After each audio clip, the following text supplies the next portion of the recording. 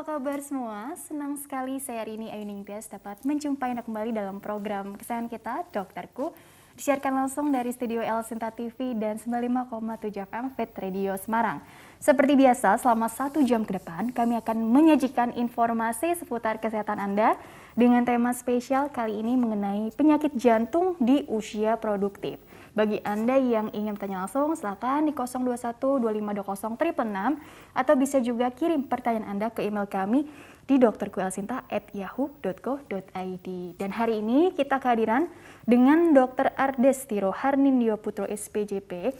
Beliau adalah dokter spesialis jantung dan pembuluh darah dari Rumah Sakit Cendana. Kita sapa dulu Dr. Ardes yang sudah hadir di samping saya tentunya. Halo dokter, apa kabar? Halo, terima kasih Mbak Rini. Kabarnya Selamat baik, pagi. ya? Assalamualaikum warahmatullahi wabarakatuh. Waalaikumsalam warahmatullahi Senang sekali wabarakatuh. bisa diundang di TV El Sinta ini ya, untuk kita bisa sedikit berbagi tips ya, tips dan triksnya bagaimana menjaga kesehatan jantung kita ya. Itu, Mbak Jadi Rini, ya. mau bagi-bagi banyak juga boleh kok dok. Oke, ya, Nggak cuma terima kasih, sedikit aja ya. Dokter Ardes, kita kan hari ini mau membahas atau diskusi lah ya tentang penyakit jantung di usia produktif. Alhamdulillah nih ketemu dokter, kesempatan Iya. aku nanya-nanya banyak gitu kan. Mumpung aku juga lagi di usia produktif nih gitu kan. Iya, Artinya iya. kan kalau dulu mindsetnya kan penyakit jantung itu penyakitnya orang-orang lanjut usia gitu ya dok Betul, ya. iya, Tapi sekarang betul. kan nggak juga ya kalau kita dengar-dengar berita gitu ya, public figure juga banyak loh yang artinya Iya, usianya di bawah 40 tahun kok dilalah mengalami serangan jantung. Ternyata dia punya faktor resiko yang mungkin sama ini mungkin tidak terlalu dinotis atau bagaimana. Nah, ini mungkin bisa dibahas nanti deh ya. Tapi sebetulnya kalau bicara tentang penyakit jantung di usia produktif, apakah memang harus selalu yang seperti itu, Dok? Artinya yang lagi-lagi bahasanya pasti PJK atau penyakit jantung koroner, Iya, atau betul. mungkin ada bawaan juga sebelumnya dari kecil yang sebetulnya harus perlu di-maintenance gitu, Dokter. Iya, betul. Ya, jadi saat ini tuh memang masih ada saja anggapan masyarakat bahwa penyakit jantung ini kebanyakan nanti mengenanya di usia yang lebih lanjut ya, usia senior. Karena mereka beranggapan nanti kalau ada hipertensi, diabetes, kolesterol, merokok, dan penyakit-penyakit lain baru akan muncul gejala itu di saat kita sudah semakin usia. Padahal sebetulnya semakin banyak dengan adanya riset-riset akhir-akhir ini, kita semakin melihat bahwa sebetulnya penyakit jantung juga mengena di usia muda. Seperti WHO memperkirakan bahwa pada tahun 2030 itu nanti diperkirakan ada 23 juta jiwa nih yang akan meninggal kena penyakit jantung koroner. Prediksinya nggak enak Iya, banget, Dok. prediksinya nggak enak banget. Di Indonesia sendiri kita juga punya riset namanya Riskesdas. Itu Riskesdas. dilakukan oleh Kementerian Kesehatan. Itu di tahun 2018 dia sudah melakukan riset ini, didapatkan bahwa penyakit jantung di Indonesia ini sudah untuk usia muda yaitu sudah 1,12%, dan 39% penyakit jantung di Indonesia ini 39%-nya itu usia muda, usia produktif ya kayak kita-kita ini. Artinya Seperti usia itu. di bawah 40 lah ya, atau Betul, mungkin 30-an ya. ini ya dok Betul, ya. iya. Oke, sebenarnya apakah memang karena tadi faktor resiko yang makin kesini tadi mungkin terlalu sedentary lifestyle, atau tadi nggak sadar kalau sebetulnya mungkin gula darahnya, atau mungkin tekanan darahnya, atau mungkin kolesterolnya ini tidak terkendali gitu ya dok ya, atau memang sudah ada Betul. riwayat genetik atau mungkin bawaan juga yang sebetulnya mungkin nggak terlalu dipahami juga begitu dokter. Ya, betul. Di samping memang penyakit jantung itu luas sekali ya cakupannya ya Mbak Rini ya. Ada penyakit jantung bawaan, itu yang kita tidak bisa hindari. Kemudian ada penyakit jantung aritmia, kelainan katup dan sebagainya. Namun memang lebih dari 70% kasus yang datang ke klinik itu selalu dikaitkan dengan penyakit jantung koroner. Padahal kalau penyakit jantung koroner ini sendiri paling tidak ada 3 fase di situ Mbak Rini. Jadi pada fase awal itu adalah fase ketika belum mulai gejala, belum mulai timbul keluhan, tapi ada faktor resiko di situ. Dia memiliki hipertensi, diabetes, kolesterol, kemungkinan juga orang tua kandung ya, ada yang meninggal atau sakit jantung di bawah usia 55 tahun, ditambah lagi ada kebiasaan merokok. Nah itu pembuluh darahnya sudah tidak bagus, sudah mulai kaku, sudah mulai rusak pembuluh darahnya, yang mana nanti ke depannya tentu saja akan menjadi jantung koroner. Kemudian yang fase kedua itu sudah mulai timbul sumbatan, dan fase ketiga timbulnya gejala sumbatan hingga terjadinya kerusakan otot jantung. Nah, pada fase yang pertama tadi ini terjadinya lambat sekali Mbak Rini ya. Jadi bertahun-tahun, mungkin bisa 5 tahun, 10 tahun, atau mungkin dari dia usia 20 tahun ya, ketika dia masih aktif, baru penyakitnya muncul ketika 40 tahun. Jadi prosesnya sangat lambat sekali. Itu yang kadang-kadang tidak disadari pada teman-teman kita yang usia muda, untuk lebih aktif memeriksakan kondisi jantungnya. Jadi kurang lebih tadi 70% justru karena yang tadi ya dok, artinya faktor resiko yang tidak terkendali. Di awal mungkin memang tidak ada gejala yang khas gitu ya dok. Betul, Tapi lama-lama ya. tadi ada istilahnya penumpukan plak-plak di dinding pembuluh Betul, darah, ya. penyempitan lah, kemudian ujung-ujungnya nanti ada kerusakan otot jantung segala macam gitu Betul, ya dok. seperti itu, Ya. Mbak Rini. Perjalanannya tapi cukup panjang yang seharusnya tadi dokter bagus sekali bilang kita perlu melakukan pemeriksaan rutin ya untuk mengetahui kita punya faktor Ya, resiko betul. atau enggak sih. Betul sekali. Jadi arahnya pencegahan. Dok, tapi kalau yang 30% sisanya itu yang seperti kelainan bawaan atau kelainan atau mungkin apa tuh istilahnya, maksudnya seperti apa itu dokter? Jadi yang sisanya yang di luar penyakit terkait dengan kelainan pembuluh darah ya, penyakit arteri itu tentu saja ya penyakit jantung bawaan. Kalau kita usia muda ini ternyata juga ada beberapa penyakit jantung bawaan yang munculnya belakangan Mbak Rini. Jadi beberapa penyakit jantung memang akan terdeteksi pada saat Dewasa. dia lahir ya, maaf. Setelah dia lahir, penyakit jantung bawaan langsung terdeteksi. Nah itu langsung ditangani oleh dokter anak dan tim dokter, bahkan bisa sampai operasi.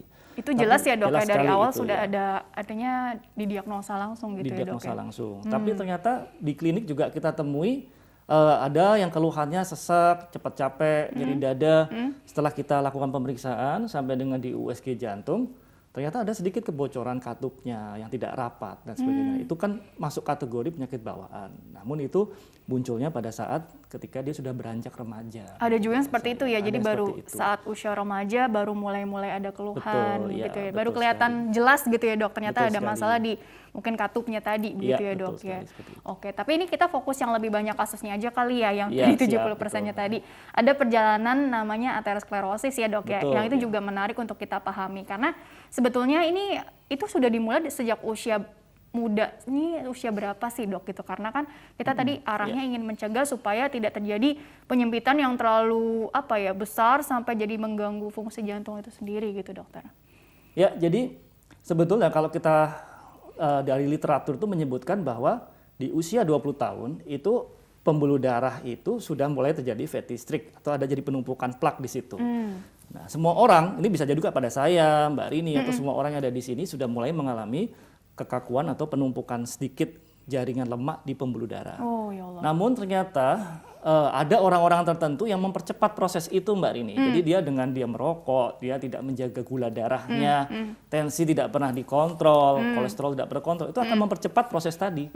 Yang harusnya kita proses tadi berjalan natural aja ya, berjalan natural, tidak ada, tapi dipercepat. Jadi dalam 10 tahun, 5 tahun sudah timbul plak, timbul serangan koroner. Nah, pembuluh darah ini kalau kita ibaratkan itu seperti kita punya itu jalan tol ya, jalan raya. Nah, kalau jalan raya itu ada lapisan aspalnya kan. Aspal itu kita sebut endotel.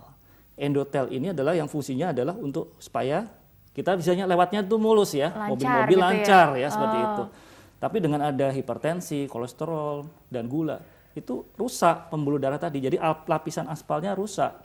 Kalau lapisan dalam pembuluh darahnya itu rusak, maka kendaraan akan terhambat lewatnya. Demikian juga pembuluh darah kita, kalau ada sumbatan di situ, pembuluh darah lapisan endotelnya rusak, maka darah yang lewat akan mudah tersumbat dan kedepannya akan menimbulkan penyempitan koroner dan menimbulkan serangan jantung. Jadi sebetulnya kalau secara natural ini mungkin faktor usia kali yang lebih berperan dok. Artinya mungkin orangnya tidak merokok, terus rutin nih katakanlah melakukan pemeriksaan darah, kolesterolnya alhamdulillah normal, terus nggak ada, artinya gula darah terkendali, hipertensinya juga nggak ada nih, berarti tekanan darahnya juga normal. Terus berarti kalau ternyata mengalami PJK tuh biasanya karena memang faktor usianya atau bagaimana dokter? Ya, jadi kalau faktor usia dikaitkan memang betul ya. Jadi ada beberapa dibilang bahwa usia 40 tahun ke atas kita harus sudah mulai rutin memeriksakan kesehatannya Mbak Rini ya. Pemeriksaan kesehatan itu meliputi kita cek faktor risiko satu itu pasti. Yang kedua melakukan tes beberapa tes seperti tes treadmill. Kemudian kita perlu USG jantung juga, ekokardiografi. Itu saja sudah cukup untuk dikerjakan.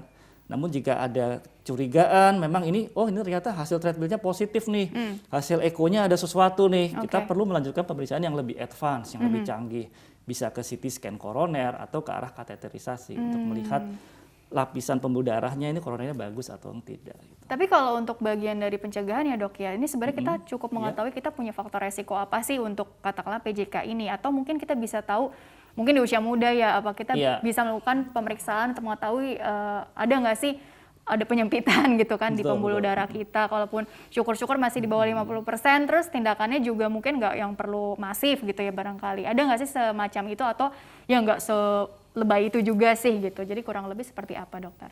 Ya, jadi sekarang kita bersyukur ya, awareness misalnya perusahaan-perusahaan, kantor-kantor itu sekarang sudah mulai aware terhadap pemeriksaan. Memberikan Jadi fasilitas fasilitasnya gitu ya? sudah banyak sekarang, karyawan-karyawan sudah mulai kita periksakan, medical check up rutin meliputi tadi itu ya faktor resiko, darah ya tentunya ya, kemudian ronsen, pemeriksaan rekam jantung, EKG, sampai juga pemeriksaan seperti treadmill dan echo. Itu sekarang sudah banyak perusahaan-perusahaan yang memfasilitasi karyawannya. Alhamdulillah. Ya, itu alhamdulillah seperti itu ya. Karena memang pola pendapat bahwa sekarang ini sudah bukan ke arah kuratif lagi pengobatan, tapi preventif itu lebih bagus sekarang ya. Dengan tentu saja untuk perusahaan resource dananya lebih sedikit, bahwa itu mencegah kesakitan itu lebih murah dan lebih mudah dibandingkan kalau sudah terlanjur mengobati. gitu Ya, kan, betul. cost-nya lebih Betul, besar. ya, betul sekali.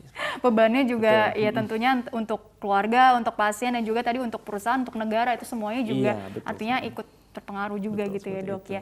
Jadi sebenarnya kalau kita bicara bagaimana sih kita mengenali bahwa kita punya resiko gitu ya, jangan nunggu sampai ada gejala begitu ya dok ya. Betul, Tapi kalau ya. sudah ada gejala berarti tandanya ini serangan gitu dokter, atau Betul. mungkin bagaimana, apa kita bisa tahu bahwa kita punya penyempitan nih gitu, apa mungkin dari kok mulai nggak nyaman ya saat jalan gitu ya, atau mungkin nyeri dadanya kok hilang timbul, apakah mungkin seperti itu atau nggak begitu sih mungkin sistem kerja jantung kita. Jadi kurang lebih seperti apa dokter kalau kita mau lebih aware terhadap alarm yang diberikan tubuh kita begitu dok? Ya, memang ada beberapa ya istilahnya kita perlu aware ya. Contohnya begini, ada pasien datang ke klinik saya, bapaknya ini serangan jantung, usianya sekitar 50 tahun ya. Sudah, memang dia merokok, ada diabetes, ada kolesterol tinggi juga. Terus agak sedikit obes. Kemudian dia diantar anaknya yang usia baru 19 tahun, ngantar bapaknya ini berobat. Tapi anaknya sudah obes. Nah, ini jadi target saya ini. Nah, si anak ini harus saya periksakan juga nih kolesterolnya. Setelah bapaknya kita obati, kita berikan obat-obatan sampai tata laksana yang sesuai dengan kebutuhan bapaknya. Next, ini anaknya ini yang harus kita waspadai. Bagaimana kolesterolnya, trigliseridnya bagaimana, LDL-nya bagaimana. Supaya jangan sampai si anak ini nanti calonnya menjadi calon penyakit jantung juga. Walaupun masih gitu, 19 tahun ya ibaratnya itu dok juga ya? sudah mulai, kan kita harus lihat metabolisnya juga. Kalau dia obes, kemudian anak sekarang kan banyak kan main gadget ya, main game, jarang bergerak, jarang aktivitas, itu kan juga mempengaruhi juga. Belum lagi tingkat stresnya. Kemudian kembali lagi ke pertanyaan tadi, kadang-kadang ada nyeri dada yang bagaimana sih yang menggambarkan bahwa kita ini harus segera berobat. Perlu curiga gitu ya dok? Curiga. Memang karakter yang dibilang, yang menyatakan bahwa ini suatu nyeri angina ya. Nyeri angina itu nyeri dada khas jantung. Itu rasa berat seperti ditindih. Kemudian tembus ke punggung dan menjalar ke lengan. Kadang juga lehernya terasa tercekik. Durasinya itu sekitar 30 menit. Dan disertai juga dengan keringat dingin, baju sampai basah, gobyos ya kalau orang Jawa bilang itu. Kemudian nggak hilang-hilang, pegelnya ini dengan istirahat, dengan sudah minum obat. Kalau orang-orang kadang-kadang minum obat tolak angin, minta keroan dan sebagainya, itu nggak hilang-hilang keluhannya. Ini sebelah kiri aja dok, satu sisi? Sebagian besar kadang sebelah kanan, kadang sebelah kiri. Tapi sebagian besar, 70% kasus itu sebelah kiri. Jadi kalau dibilang ibaratnya kayak orang bilang ada yang duduk di dada dia. Gitu, seperti itu. Angina tuh istilahnya. Angina itu, ya. Itu khas seperti itu, harus kita segera ke UGD untuk melakukan pemeriksaan rekam jantung. Kemudian yang kedua, periksa enzim jantung. Enzim Ya, jantung. namanya enzim jantung. Enzim jantung ini akan meningkat kalau pembuluh darah koroner tersumbat sehingga otot jantung banyak yang rusak. Nah, otot yang rusak tadi ini dia melepaskan enzim dalam darah. Semakin banyak otot yang rusak, enzim darah akan semakin tinggi. Dua itu saja udah cukup, kita rekam jantung, kita periksa enzim jantung. Rekam jantung dan enzim Iya, jantung betul gitu ya. sekali. Ini artinya ke IGD gitu ya dok ya. Betul, Karena kan tadi ya. kan akut ya kesannya. Betul, akut terjadi sekali. tiba-tiba kemudian langsung dilakukan pemeriksaan. Jangan ditunda-tunda, ada golden periodnya juga gitu ya dok Iya ya. betul, ada golden periodnya. Kalau memang ternyata terbukti serangannya itu ada sumbatan plak di situ, maka 12 jam itu adalah waktu yang bagus untuk kita segera memasukkan obat-obatan fibrinolitik. Fibrinolitik itu obat-obatan yang berfungsi untuk menghancurkan plak tadi.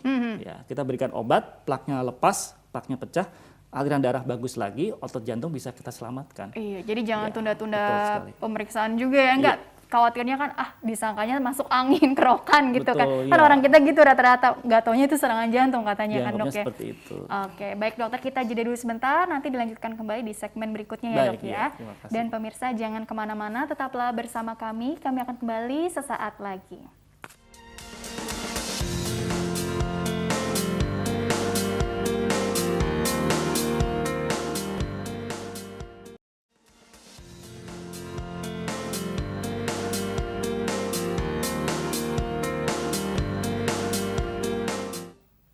Ya pemirsa, terima kasih Anda masih bersama kami di program Dokterku, masih membahas mengenai penyakit jantung di usia produktif bersama dengan Dr. Ardestiro Hanindyo Putro SPJP. Beliau adalah dokter spesialis jantung dan pembuluh darah di Rumah Sakit Cendana. Bagi Anda yang ingin bertanya, silakan di 021-2520-666 atau kirim pertanyaan Anda ke email kami di dokterkualsinta@yahoo.co.id.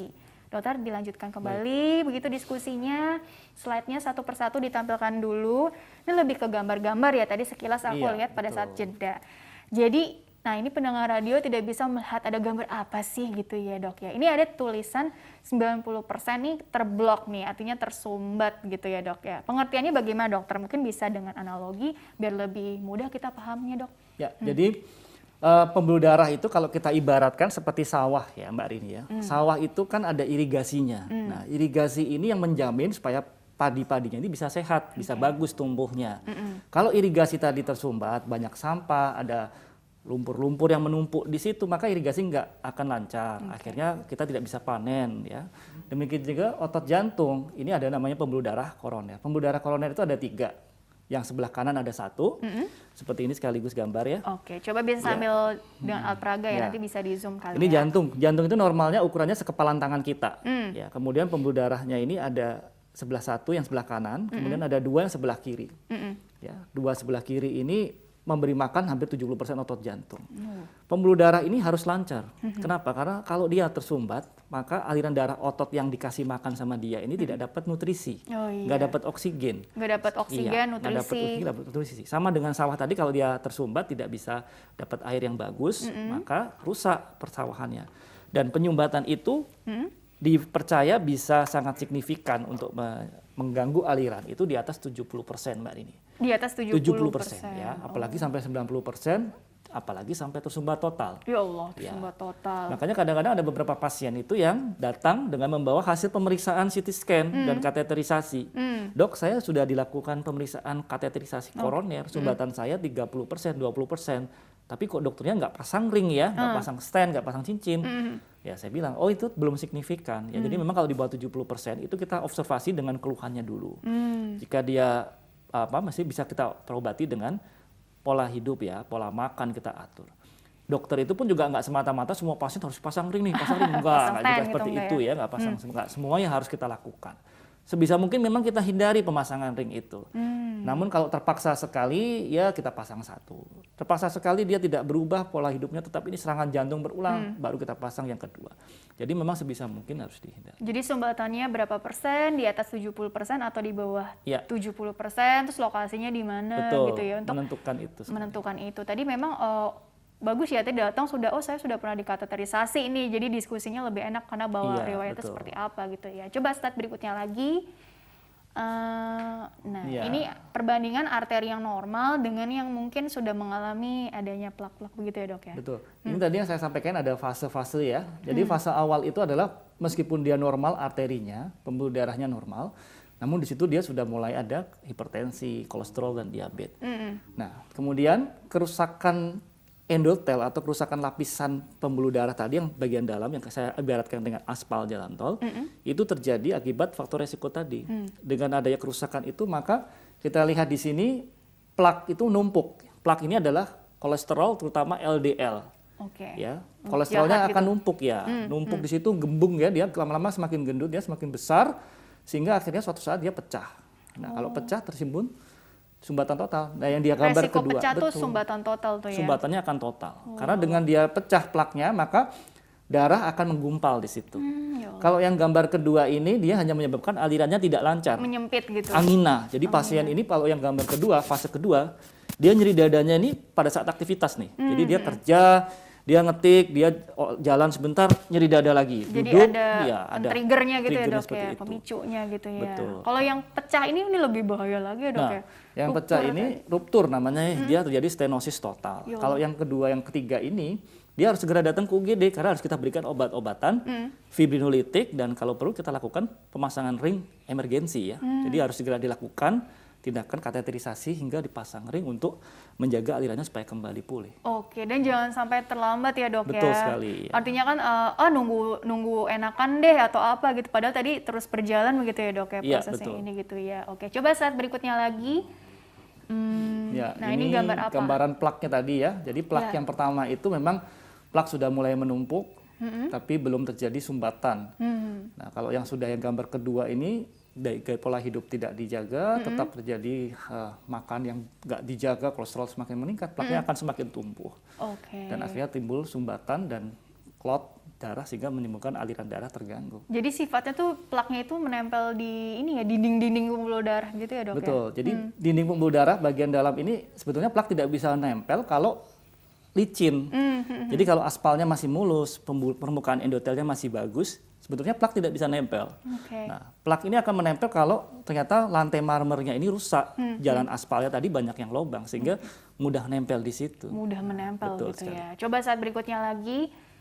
Wah. Ya ini tadi ya fase awal dari fase pembentukan plak tadi itu sangat panjang sekali. Perjalanannya panjang betul sebetulnya. Sekali. Bisa tahunan juga ya, dari usia remaja itu sudah mulai timbul plak, LDL numpuk, dan dia kita harus lebih aware di sini sebetulnya. Bahkan dari remaja ini udah mulai ya sebetulnya. Betul, dok ya sudah mulai terjadi timbunan. Karena khawatirnya gini, karena sekarang kan makin modern gitu kan zaman gitu. Betul, pola makan juga makin banyak aja gitu kan pilihan yang mungkin makanan olahan tuh kan tepung-tepungan gitu kan sekarang kan makin ngetren ya, makanan, minuman emang enak sih gitu kan, tapi ternyata kalau tidak diimbangi dengan aktivitas fisik yang sesuai gitu ya dok ya, jadi resiko gitu ya kan, khawatir juga nih remaja-remaja kita gitu ya dok ya. Betul sekali. Masa depannya kan yang kita bicarakan. Oke, coba slide berikutnya lagi.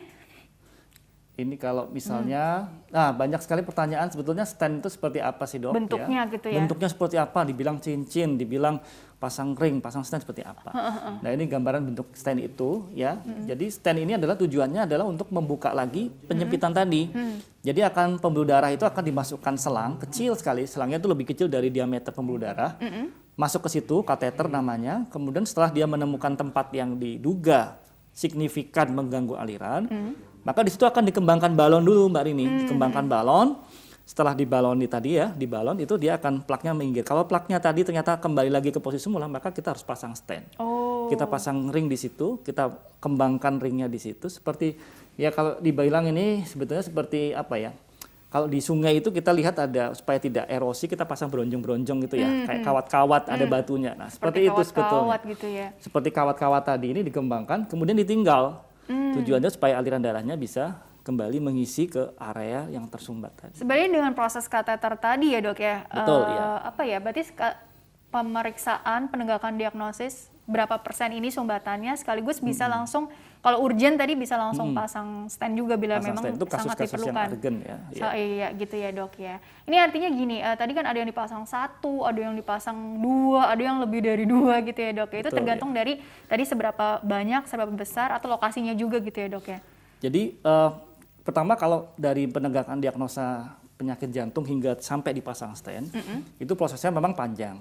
Dimulai dari tadi pemeriksaan laboratorium lengkap, kemudian kita juga perlu treadmill test. Treadmill test itu seperti kita lari di atas mesin, pasang rekam jantung. Nanti dari situ akan terlihat grafik-grafiknya EKG ya namanya. Kalau ada penyumbatan, maka grafik tadi akan bicara, oh ini ada penyumbatan kemungkinan ya, dugaan penyempitan. 70-80% kalau dia hasilnya positif, betul kalau kita kateterisasi akan memang ada penyempitan di situ. Dari treadmill test yang positif, maka kita harus kirim pasien untuk evaluasi koronernya. Ada 2 Mbak Rini sebetulnya, bisa melalui CT scan koroner atau langsung dengan kateterisasi tadi ini. Nah tujuannya apa? Kalau ternyata penyempitannya itu didapatkan signifikan di atas 70%, maka dengan hasil treadmill yang positif tadi, berarti sudah ada 2 hasil nih, penyempitannya ada, secara fungsional treadmillnya memang ngomongnya positif. Nah kalau ada 2 hasil ini, maka ini kandidat untuk kita lakukan revaskularisasi atau namanya tindakan pemasangan stent tadi. Kalau sudah dipasang kan artinya bukan lantas sudah tenang-tenang aja. Betul, enggak ya iya. dok ya. Terus bukan recovery ya, artinya pasien bisa jadi jauh lebih merasa lebih baik lah gitu ya setelah pasang stent ini. Mungkin beda-beda tiap orang atau memang rata-rata butuh waktu berapa bulan sih, terus mungkin obat-obat yang perlu dikonsumsi setiap hari barangkali bila ada. Kemudian juga modifikasi lifestyle yang dianjurkan, diedukasikan kalau memang sudah pasang ya, sudah pasang Betul, stent iya ini bagaimana dok follow up-nya? Jadi ada banyak sekali tuh pertanyaan Mbak Rini. Jadi saya sudah pasang stent dok, terus sudah dilakukan pasang ring 1, 2, 3 dan seterusnya. Tapi kok masih nyeri dada dan terus saya kalau pasang ring masih minum obat nggak? Ada dua pertanyaan itu yang paling sering. Masih nyeri dada, tapi kemudian juga saya masih minum obat nggak? Nah, tindakan pemasangan ring ini sebetulnya adalah untuk mencegah kematian mendadak. Jadi dia tidak merubah pola pemberian obat sebelumnya. Jadi kalau sebelumnya memang sudah ada bukti dia ada penyempitan koroner, maka dia akan minum obat pengencer darah. Pengencer darah dan tentu saja ada beberapa obat yang lain. Pengencer darah ini dipasang ataupun tidak dipasang stent, dia akan tetap memang minum obat seumur hidup. Ya. Seumur hidup nih. Betul, ya. Tujuannya adalah ya karena memang sudah ada bukti penyempitan, ya kita harus preventif ke depannya. Nah, orang yang pasang ring pun demikian. Ada beberapa pengencer yang masih tetap akan diminum. Tujuannya apa? Supaya dia tidak ada gumpalan darah yang nempel di dalam ringnya tadi, dalam stentnya tadi. Ya, kalau dia ada penyempitan di dalam ring itu akan lebih sulit untuk mengatasinya. Meskipun sekarang sudah banyak teknologinya ya. Teknologi balon-balon DEP itu ya untuk memperbaiki ring yang tersumbat. Nah, jadi penyumbatan di dalam ring. Nah, itu lebih. Waduh, penyumbatan udah di dalam ring. Ya, tadi kalau penyumbatan di dalam pembuluh darah masih ada stent. Nah, kalau penyumbatan di dalam ring lagi Waduh. itu kan lebih sulit. Seperti itu. Tapi memang tahannya berapa lama ya dok stent itu sendiri? Dia tentunya dengan tadi kan ada obat pengencer darah yang harus rutin dikonsumsi setiap hari seumur hidup gitu ya dok ya. Kemudian juga dipantau juga kan tadi mungkin faktor resiko yang lainnya juga dong untuk meningkatkan kualitas hidupnya juga si pasien ini dokter. Baik. Memang teorinya stent ini kita harapkan bisa bertahan lebih dari 10 tahun ya. Dan sekarang teknologi stent juga sudah berkembang. Kalau dulu stent itu hanya logam saja, nah sekarang sudah berkembang bahwa stent sendiri juga ring itu ya. Ring itu di dalamnya ada obatnya juga. Jadi dia juga untuk mencegah penyempitan di dalam ring tadi juga ada. Tentu saja yang pertama yang harus utama sekali ya, kita harus menjaga pola pasien sendiri ya. Jadi dengan sudah ada pemasangan ring, kolesterolnya harus terkontrol, LDL-nya harus di bawah 100, kemudian trigliserid di bawah 150, gulanya terkontrol, tensinya juga harus bagus ya. Dan kalau dia merokok harus stop dong merokok. Kalau minuman-minuman yang mengandung kafein, kopi gitu, bagaimana dokter? Ya, memang kalau untuk kafein ini memang bagus juga karena dia ada antioksidan. Tapi kalau pada pasien yang memiliki latar belakang aritmia, gangguan irama, nah ini lain lagi nih gangguan irama, itu memang akan kita sarankan untuk diwaspadai dengan ketat aja. Tapi kalau untuk orang normal tidak ada gangguan aritmia, tidak ada riwayat berdebar, kopi bagus juga sebetulnya. Jadi intinya tadi perbaikan pola makan ya, dietnya juga mungkin tergantung dari faktor resikonya juga ya. Tadi kalau mungkin hipertensi gitu ya, berarti garamnya yang perlu dibatasin atau kolesterol juga lemak tinggi gitu ya dok ya. Iya betul. Jadi konsumsi garam itu harus kita waspadai juga. Ya, kita hanya dibolehkan minimal 2 gram sehari. Itu sedikit sekali, hanya sedikit, hanya mungkin setengah sendok atau seujung sendok teh ya. Konsumsi garam harus dibatasi karena hipertensi ini juga pada usia muda sudah banyak sekarang. Hipertensi, kemudian kolesterol terutama tadi. Dari kolesterol itu sendiri saya mau cerita ada 4 komponen. Kolesterol total, HDL, LDL dan trigliserid ya. Dari 4 komponen kolesterol yang sering kita periksa ini, yang paling baik itu adalah HDL. Ya, HDL ini semakin tinggi semakin bagus. Tapi sampai sekarang belum ada obat untuk menaikkan HDL. Nah, 3 ini yang jahat dari kolesterol total, trigliserid dan LDL. Dari ketiganya ini yang kita lihat pertama LDL-nya. Karena tadi kalau kita lihat kan LDL yang jadi plak menumpuk di situ. Targetnya harus tercapai LDL-nya. Baru setelah LDL tercapai kita lihat trigliseridnya. Itu sering banyak pertanyaan itu. Jadi yang mana yang harus dikontrol dan sebagainya. Berarti kalau memang orangnya sudah ada riwayat serangan sebelumnya atau mungkin tadi faktor resikonya juga seperti yang dokter sampaikan sebelumnya ternyata mungkin belum terkendali dengan baik. Berarti aktivitas fisik itu apakah betul-betul perlu dibatasi? Jangan sampai terlalu pasif juga nggak bagus juga dok. Jadi kurang gerak gitu ya dok ya. Intinya kalau untuk pembatasan aktivitas atau mungkin jam istirahat itu ada kaitannya juga nggak untuk proses penyembuhannya mungkin jadi jauh lebih cepat gitu barangkali dok. Ya, kita membahas masalah aktivitas fisik ya. Jadi aktivitas fisik ini memang harus tetap kita lakukan. Terpulang apakah dia sudah sakit jantung ataupun belum sakit jantung ya. Nah, namun beberapa kali kita juga menyampaikan bahwa sebetulnya ada platform, ada batas aman kita melakukan aktivitas fisik. Ya, disarankan paling tidak 3 kali seminggu aerobik dengan durasi 30 sampai 45 menit. Nah, kemudian kalau semakin lanjut usia di atas 40 tahun itu kita menyarankan ada batasan denyut nadi. Denyut nadi aman untuk dia bisa beraktivitas fisik. Itu menghitungnya sebetulnya sangat mudah. 220, angka 220 dikurangi usia saat ini. Ya, itu nanti akan ketemu angka berapa, misalnya 220 dikurangi usia itu akan ketemu 130, 140. Nah, itu batas aman dia boleh lari misalnya. Nah, kalau sekarang kan sudah banyak tuh yang orang-orang pakai jam tangan smartwatch itu ya. Bener juga sih. Itu juga bisa kita pakai untuk mengukur denyut nadi saat kita olahraga. Kalau sudah mencapai denyut yang batas tinggi, kita harus menurunkan kecepatannya. Tujuannya apa? Supaya jantungnya tidak menjadi capek dan menjadi bengkak.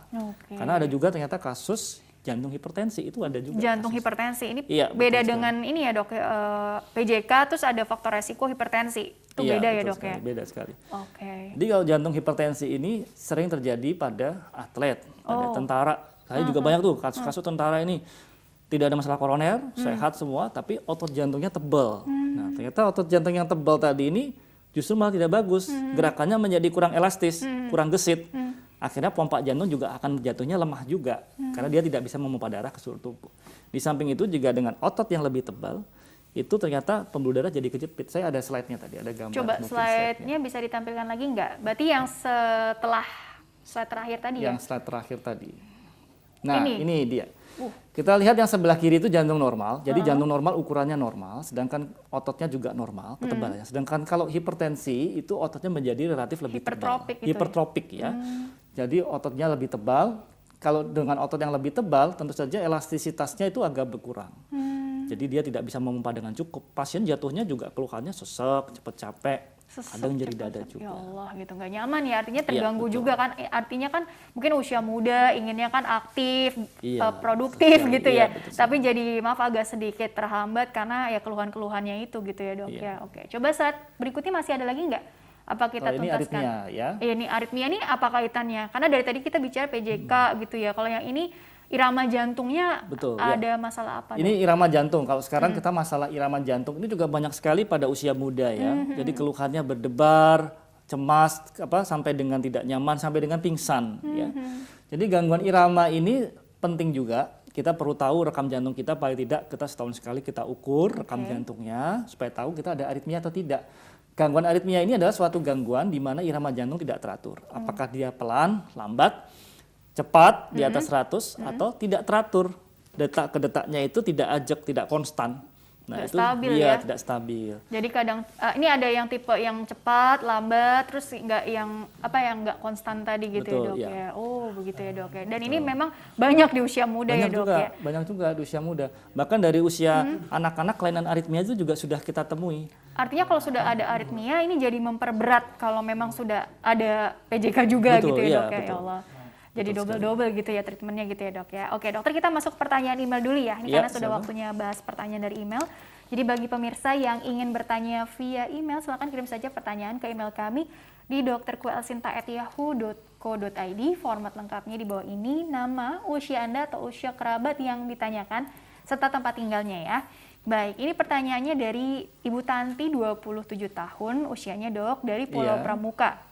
Dok, saya mau tanya ke dokter, saya kan lagi hamil muda nih gitu ya, tapi saya ada riwayat sakit jantung dan saya masih konsumsi obat jantung itu sampai sekarang. Apakah aman dikonsumsi obat jantung tersebut kalau lagi hamil dok? Terima kasih. Sayangnya tidak dijelaskan ya usia kehamilannya atau penyakit jantungnya. Penyakit jantungnya apa, obat jantungnya apa barangkali ya. Tapi secara umum aja ya dok ya, orang yang memang tidak lagi hamil gitu ya dok ya, terus ada jantung aja itu udah jadi PR, apalagi nanti ada lagi hamil, jantung juga gitu, ada masalahnya double-double tadi yang aku bilang. Ya, jadi bagaimana sih dok kalau untuk konsumsi obat jantungnya kan katanya harus rutin gitu ya, tapi kok ini ada kekhawatiran gitu ya, ganggu ke janin nggak sih gitu? Ya, jadi begini ya Mbak, ada beberapa penyakit jantung pada wanita itu yang sangat diwaspadai untuk proses hamil. Ya, salah satunya itu adalah kelainan katup. Jadi ada namanya penyakit penyempitan katup ya, mitral stenosis itu kita Stenosis. waspadai. Stenosis itu penyempitan katup. Karena kalau ada penyempitan katup, maka kondisi hamil itu sendiri kan kita kelebihan cairan ya. Jadi kalau kita lihat tuh ibu hamil kan agak sedikit airnya banyak, berat badan naik karena dia membutuhkan darah yang banyak untuk ke janinnya. Oke. Dan itu akan memberi beban untuk jantung. Nah, kalau pada pasien-pasien yang sudah ada kelainan katup itu memang sangat diwaspadai untuk proses hamil, harus konsultasi dulu dengan dokter jantungnya. Apakah nanti kalau misalnya saya suatu saat program hamil, dok, ini dok, saya ada kelainan katup, ini apa yang harus saya lakukan? Mungkin dokter akan menyarankan kita perbaiki dulu katupnya. Kita perbaiki katupnya, kita evaluasi dulu tiap tahun sampai kondisi bagus, diperbolehkan hamil. Atau malah juga nanti kalau ternyata ada yang sangat tidak bisa, harus dioperasi dulu dan sebagainya, itu harus dikonsultasikan. Tapi juga mungkin yang ibu tadi ini ada kelainan yang lain di luar katup juga masih boleh hamil, seperti misalnya ada kelainan aritmia ringan atau ada kelainan ya mungkin karena tidak disebutkan ya spesifiknya, tapi memang dari semua tadi ya itu yang katup, itu yang perlu kita waspadai. Oke, tapi biasanya ya tadi kelainan katup tadi bisa bahkan yang apa perlu dioperasi gitu ya dok? Iya, ya. diperbaiki dulu. Diperbaiki dulu gitu ya, karena mungkin karena kondisi lagi hamil ini kan banyak perubahan hormonal kali ya dok, maksudnya Betul dok sekali. ini mempengaruhi Iya. kerja jantung itu sendiri atau bagaimana dok? Tensinya biasanya naik juga ya, karena ada over cairan, ada retensi garam juga di situ. Kemudian pompa jantung juga ikut naik. Kemudian, nah itu semua tentu saja mempengaruhi kerja jantung. Jadi kalau jantungnya sudah ada masalah, ada sakit, tentu saja kan bisa memberi beban ya untuk si ibu tadi dalam proses hamil. Oke. Nah, kita juga pasti akan kolaborasi dengan dokter kandungan ini. Kalau ada Ujinya kelainan ya. pasti akan kita monitor ketat, kita evaluasi USG jantung pada saat kehamilan. Oh, termasuk yang tadi juga keluhan aritmia ya, tadi Iya. ya artinya denyutnya ini ya dok ya, Iya. atau debaran jantungnya kali ya kalau orang Betul, ngomong bilang iya. ya dok ya. Oke, baik dokter, kita move on dulu ya ke pertanyaan berikutnya dari Baik. Bapak M. Hidayat, usianya 69 tahun dari Bekasi. Dokter, detak jantung saya rendah, jauh di bawah normal, yaitu 52 sampai 56 gitu ya. Oke, maaf tapi usia saya saat ini 69 tahun. Oke, jadi sudah tidak produktif lagi maksudnya ya, usia produktif Ya, ya. oke, Tapi kan banyak juga ya mungkin masih aktif gitu ya dok ya. Betul. Mohon penjelasannya, apakah yang saya alami ini berbahaya? Terima kasih. Mungkin dok, detak jantung atau denyut nadi atau apapun lah istilahnya itu ya, itu yang normal tuh berapa? Itu tergantung dari usia, tergantung dari aktivitas, profesi, Betul sekali. dan resiko masing-masing itu seperti apa dan solusinya juga bagaimana? Karena yang ditanyakan apakah berbahaya di usia 69 tahun ini Ya. gitu ya. Jadi Bapak ini menanyakan tentang aritmia ya. Jadi kalau detak rendah itu yang pertama kali kita jawab, harus ada jawabannya, itu adalah ada keluhan atau tidak ya. Jadi kadang-kala detak jantung 50-60 tanpa ada keluhan. Tapi kalau detak jantungnya 60-an 50-an sudah sering pingsan berulang, ya lemes, bahkan ada nyeri dada, maka Bapak harus kita periksa, evaluasi.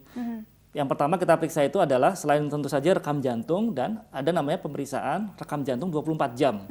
Jadi datang ke dokter, dipinjamin alat rekam jantung, bawa pulang, nanti 24 jam kita kembalikan untuk evaluasi rekam jantung 24 jam tadi. Oke. Apakah ada berhenti jantung dan sebagainya. Kemudian kalau untuk usia di atas 40 tahun kita perlu kateterisasi atau CT scan untuk menilai aliran darah di koronernya. Karena listrik jantung sendiri itu juga mendapat makanan dari pembuluh koroner. Kalau ternyata Bapak tadi kita evaluasi koroner ada penyempitan, nah mungkin penyebab dia aritmia, bradikardi tadi ya, iramanya pelan, karena ada koroner yang tersumbat. Coba kita buka dulu, kita perbaiki koronernya, kita berikan alirannya dulu. Siapa tahu dengan diberikan aliran, otot jantungnya kembali pulih, irama jantungnya kembali naik. Namun jika ternyata dari koronernya bagus, tidak ada penyempitan, otot jantungnya sehat, tapi irama jantung cenderung pelan dan dia ada keluhan, maka Bapak mungkin harus pasang pacu jantung di situ, pasang pacemaker.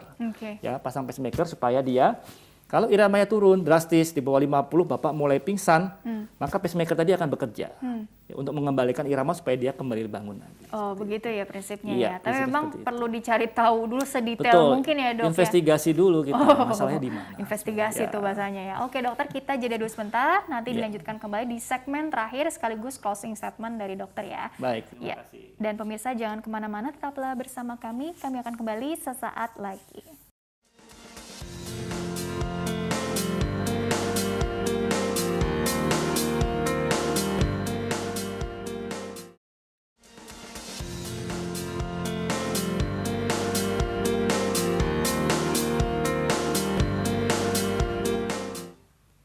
Ya pemirsa, terima kasih Anda masih bersama kami di program Dokterku, masih membahas mengenai penyakit jantung di usia produktif bersama dengan Dr. Ardestiro Hanindyo Putro SPJP, dokter spesialis jantung dan pembuluh darah dari Rumah Sakit Cendana ya.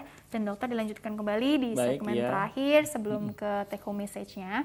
Jadi kan sebenarnya memang arahnya tadi dokter bilang kan kita mencegah ya daripada sudah terlanjur terjadi serangan di usia muda lagi gitu kan. Artinya kan tadi waktu, tenaga, biaya akan jauh lebih besar dan tentunya jadi beban untuk diri sendiri, keluarga, negara, bahkan perusahaan juga ya. Artinya kan di usia produktif tapi malah kehilangan mungkin pekerjaan ataupun kalaupun bisa bekerja juga jadi kurang optimal gitu ya dok ya. Nah, jadi sebenarnya kalau untuk mengendalikan faktor resiko yang kita bisa ya dok ya, yang kita bisa. Kalau yang nggak bisa kan ya mau diapain lagi gitu ya. Itu sebenarnya sesimpel apa sih dok di tengah mungkin banyak godaan nih di di dunia yang semakin modern ini, artinya makanan juga makin variatif gitu ya dok, juga terlalu sedentary lifestyle itu kan juga jadi persoalan juga sekarang. Bagaimana dokter saran-sarannya? Ya, oke. Jadi mengenai faktor resiko dan pencegahan tadi ya, kalau memang ada faktor resiko yang tidak bisa dimodifikasi, seperti gender laki-laki itu tentu 2 kali resikonya lebih besar dibandingkan wanita. Kemudian faktor keturunan, jika ada orang tua yang ternyata meninggal atau kena serangan jantung di bawah usia 55 tahun nih, atau juga wanita yang menopause ya. Jadi kalau wanita belum menopause itu lebih aman dibandingkan laki-laki. Di samping itu, selain itu tentu saja banyak hal yang bisa kita rubah ya, pola makan tadi tentu saja. Kalau sekarang kita makan kan harus gizinya harus teratur ya, makan di kantor mungkin ya ada nasi, ada sayur dan sebagainya, tapi minumnya milk tea boba yang ukuran besar lagi. Nah, kan betul makannya sehat, nasinya bagus, ada sayur, ada lauknya, ikan ayamnya direbus, tapi minumnya manis-manisnya tinggi, belum lagi cola minuman kekinian gitu ya, iya, setiap hari lagi. Nah, hal-hal seperti itu bisa kita rubah, misalnya dengan mengganti dengan jus yang tidak pakai gula atau yang cold press jus yang alami ya, seperti dok, itu. Ya, kemudian seperti aktivitas fisik, misalnya kita kantor di lantai 2 tapi masih pakai lift atau di lantai 3, makanya itu coba kita pakai tangga, naik turunnya pakai tangga. Kalau cuma 1-2 lantai aja kita lebih baik berjalan kan seperti itu. Belum lagi aktivitas kita bisa upayakan untuk olahraga teratur paling tidak ya 3 kali seminggu, 30 sampai 45 menit. Sebetulnya tergantung niat juga. Bangun tidur kita olahraga, kita push up ringan, sit up itu kan juga sudah suatu olahraga ya, seperti itu sebetulnya. Iya, terus juga jangan lupakan juga tadi yang dimaksud dengan obesitas tuh nggak harus yang seluruh badan gitu ya dok ya. Iya, betul sekali itu. Di area perutnya aja nih gemuknya gitu. Betul, artinya kan obesitas sentral ini juga bahkan katanya resiko untuk penyakit jantung tuh lebih besar gitu ya dok. Benar nggak sih? Betul. Jadi kita juga mengukur lingkar pinggang ya. Itu normalnya kalau laki-laki harus di bawah 90 cm ya. Untuk ukur lingkar pinggang itu kaitannya dengan apa? Dengan adanya visceral fat di dalam tubuh kita. Itu yang akan terus-menerus. Jadi meskipun kita sudah minum obat kolesterol kalau udah turun, tapi kalau visceral fatnya nggak hilang, dia akan tetap kembali ke dalam pembuluh darah, masuk lagi akan timbul masalah jantung ke depannya. Seperti itu. Dan itu juga ternyata kolesterol tinggi tidak harus gemuk. Iya. Bahkan juga banyak yang kurus ya, secara proporsional dia body mass-nya tuh lean, tapi kok ternyata kolesterol di atas 200, bahkan sampai 300-an ya. Jadi memang evaluasinya harus menyeluruh gitu ya dok ya. Kemudian juga kalau misalkan gini dokter, artinya kok saya usianya muda terus tadi kolesterolnya tetap tinggi ya, padahal saya udah kurang-kurangin makan dan juga mungkin tadi aktivitas fisiknya udah diperbanyak, tapi kok masih tinggi? Apakah memang saya perlu konsumsi obat gitu ya dok ya? Itu memang tergantung dari situasi juga ya dok ya. Kita punya guideline juga ya, jadi kalau kaitannya kolesterol pada usia muda, itu memang yang pertama harus kita jawab, memang sebetulnya kita sarankan pemberian obat itu usia di atas 40 tahun untuk yang kolesterol. Atau dia usia di bawah 40 tahun, tapi dia ada diabetes, ada faktor resiko lain. Kemudian ada dari hasil treadmill testnya positif, jadi ada resiko untuk terjadi serangan jantung. Maka kita sarankan pemberian obat kolesterol ringan, ya golongan statin yang golongan ringan itu mulai diberikan.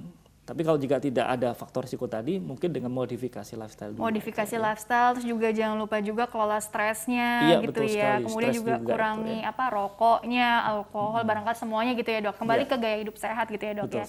Dokter, karena waktunya juga yang terbatas, jadi take home message-nya atau closing statement yang bisa dokter sampaikan mengenai tema hari ini, silakan dokter singkat saja. Ya, jadi terima kasih ya atas kesempatannya untuk kita bisa sharing ya, kita bisa memberikan edukasi kepada masyarakat mengenai bagaimana menjaga jantung sehat di usia produktif. Ya, kita harus ingat bahwa pencegahan itu lebih baik dibandingkan kalau sudah mengalami masalah dan kita masih produktif, usia masih jauh, masih panjang, kita bisa banyak berkarya, banyak bekerja. Ingat saja panca usaha jantung sehat, yaitu sehat. Yang pertama S-nya itu adalah seimbang gizi, pola makan harus teratur. Kemudian enyahkan rokok, ya. Kemudian yang H-nya itu adalah hadapi stres, jangan stres. Kita harus kelola stres dan harus banyak konsultasi kalau ada masalah. Kemudian yang A-nya itu awasi tekanan darah, dan terakhir T adalah teratur berolahraga. Panca sehat Ya, gitu panca ya, usaha Dok, ya? jantung sehat itu saja. Oke dokter, terima kasih telah berbagi ilmunya di sini. Insya Allah membawa banyak manfaat untuk orang banyak. Sukses, berkah selalu untuk dokter Aris Ya, ya. baik, terima kasih. Ya. Iya, dan pemirsa terima kasih juga Anda telah mengikuti program ini. Saya Rini Ayu Ningtyas beserta seluruh kru yang tugas mohon undur diri dari hadapan Anda. Sekian dan sampai jumpa.